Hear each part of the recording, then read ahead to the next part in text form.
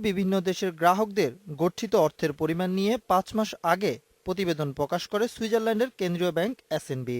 প্রতিবেদনে জানানো হয়, সুইজারল্যান্ডের বিভিন্ন ব্যাংকে বাংলাদেশি ব্যক্তি ও প্রতিষ্ঠানের জমা রয়েছে প্রায় ৩,০০০ কোটি টাকারও বেশি, যা আগের বছরের চেয়ে বেড়েছে ৬২ ভাগ। এই বিষয়ে তথ্য চেয়ে গেল জুনে চিঠি পাঠালেও এখনও তার জবাব পায়নি বাংলাদেশ ব্যাংক।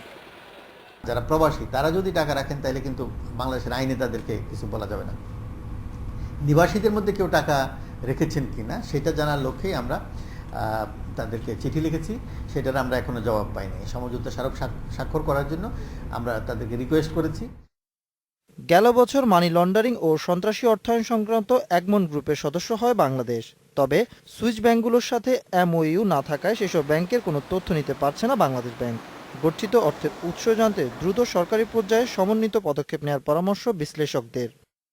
এগমন গ্রুপের মেম্বার, এখন বাংলাদেশ ব্যাংক এগমন গ্রুপের সাথে রেজ করতে পারে যে আমরা অবৈধভাবে মানি লন্ডারিং হয়েছে, এটা তথ্যটা আমরা জানতে চেয়েছি। এগমন গ্রুপ থেকে হয়তো রেজলিউশন করে সুইস ব্যাংকে রিকোয়েস্ট করতে পারে। এটাতে কিন্তু যথেষ্টভাবে চেষ্টা করতে পারবেন। ইন্ডিয়াতে দেখেন, ভারতে কিন্তু এর মধ্যে দুজনের নাম প্রকাশ করেছে।